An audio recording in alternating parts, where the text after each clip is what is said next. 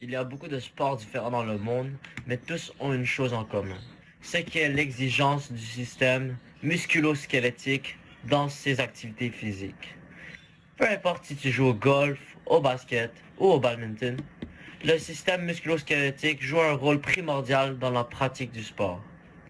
Ceci dit, bien connaître son système musculo-squelettique est donc quelque chose de très important pour un athlète, car la connaissance de son propre corps permet de s'entraîner avec le pouvoir de la science. Avant d'apprendre davantage, il faut d'abord répondre à cette question. C'est quoi le système musculo-squelettique? En résumé, le système musculo-squelettique est un système complexe. Des os sont interreliés par des ligaments pour former ce qu'on appelle une articulation. Des muscles attachés aux os par des tendons offrent le mouvement des os par leur contraction. D'abord, parlons des os. Les os sont composés de la couche externe donnant à l'os sa résistance, du cortex, un peu moins résistant, et de la moelle osseuse qui produit des cellules sanguines. Les os se dégradent et se reforment. C'est le travail de deux types de cellules. Les ostéoblastes qui forment le tissu osseux et les ostéoclastes qui désintègrent le tissu osseux. Dans le remodelage des os, le calcium est un minéral primordial car elle est une composante fondamentale de l'os. Un manque de calcium peut résulter dans une diminution de la densité osseuse, ce qu'on appelle aussi l'ostéoporose. D'ailleurs, cette densité joue un rôle très important dans la performance sportive. En effet, la densité osseuse que d'ailleurs on perd avec l'âge assure la solidité de l'os, ce qui est essentiel pour supporter des charges, prévenir des fractures ainsi que pour permettre aux muscles de tirer leur pleine force. Il est donc essentiel de renforcer ces os. Il y a plusieurs facteurs importants pour le maintien de la solidité des os. L'os se solidifie là où il est soumis à des impacts répétés, ce qui est un phénomène qui se développe à long terme. La pratique de sport d'impact est donc essentielle au maintien d'une bonne masse osseuse. Même botter un ballon de soccer ou sauter pour lancer un ballon de basket sont des exercices qui peuvent solidifier l'os. La nutrition est importante pour le maintien de la santé osseuse. Le calcium est essentiel pour la composition de l'os, mais la vitamine D est tout aussi importante, comme il permet l'absorption du calcium ainsi que la production de nouveaux tissus osseux. Il est donc important de consommer des sources de vitamine D et de calcium pour développer des os forts, permettant de supporter des charges, de prévenir des fractures et de permettre aux muscles de tirer plus de force. Les articulations sont également des parties du corps clés pour une performance sportive optimale. Les articulations comportent plusieurs parties, dont le ligament et la synoviale, mais ce qui est vraiment le plus important à considérer, ce sont les cartilages articulaires, qui recouvrent les os dans les articulations et qui réduisent la friction et absorbent les chocs.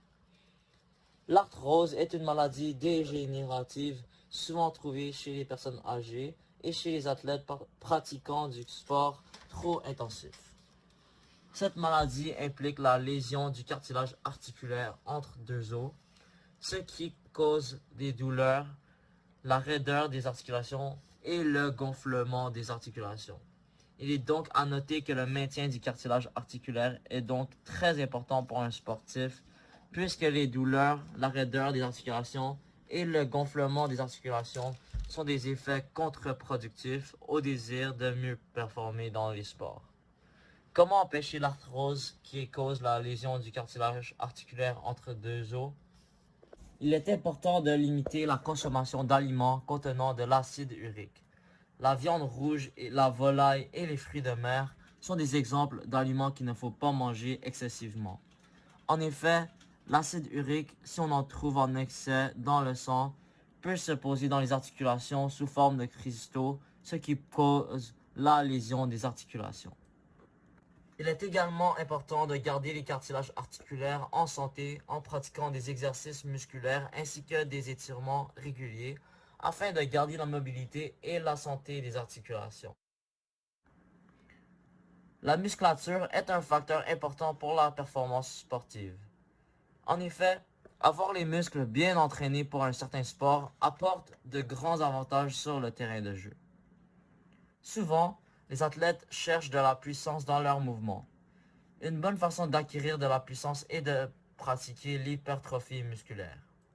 De plus, l'hypertrophie a également un impact positif sur la posture, sur l'équilibre, sur la mobilité, sur la santé osseuse et articulaire, tout en réduisant les risques de blessures.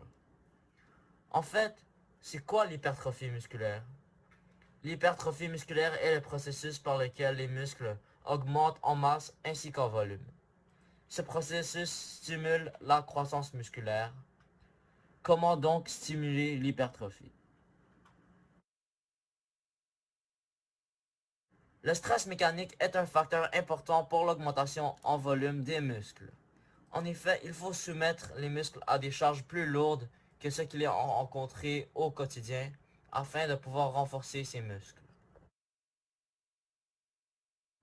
Le stress psychologique est également important pour la stimulation de l'hypertrophie. Il est rencontré lorsqu'on travaille les muscles en le fatiguant jusqu'à l'échec, peu importe si les charges sont lourdes ou légères. Atteindre le stress psychologique permet de stimuler un gain de la masse musculaire. Les dommages musculaires se passent lorsque les muscles sont soumis à des charges inhabituelles ou trop importantes, en particulier lorsqu'ils s'allongent. Les fibres musculaires sont donc étirées au-delà d'une certaine limite, ce qui peut causer des douleurs musculaires. Toutefois, cela est bon car ces déchirements des fibres déclenchent le processus de guérison, réparant et renforçant les fibres musculaires affectées.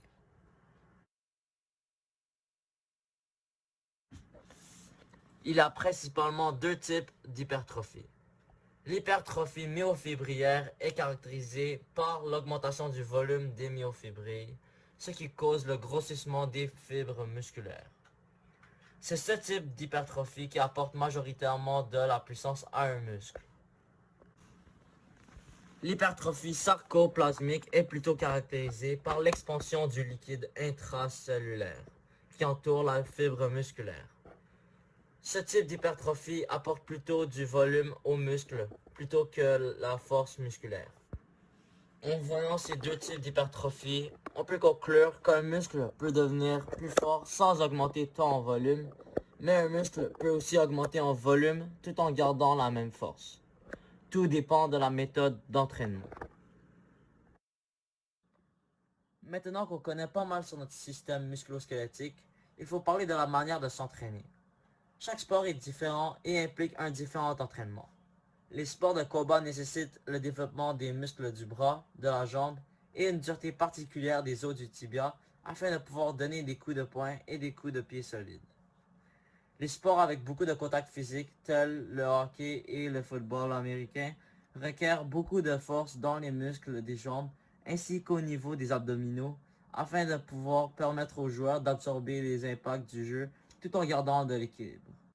Les sports de raquettes tels que le tennis et le badminton ont besoin de force dans les muscles du bras et des épaules, ainsi que la puissance dans les quadriceps et les mollets afin de pouvoir frapper et se déplacer sur le terrain plus efficacement.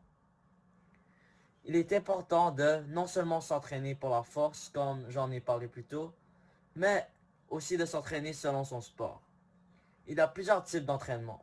L'entraînement cardiovasculaire qui améliore l'endurance cardiaque et pulmonaire est très bénéfique aux coureurs. L'entraînement de flexibilité est utile pour réduire les risques de blessures en augmentant la mobilité des mouvements musculaires et articulaires.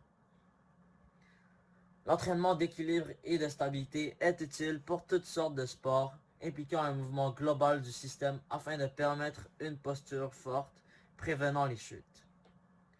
Ce ne sont que quelques exemples de types d'entraînement. Finalement, il ne faut surtout pas négliger l'importance de pratiquer la compétence ainsi que la connaissance sportive, car bien performer dépend aussi de l'expérience et de l'habileté de l'athlète.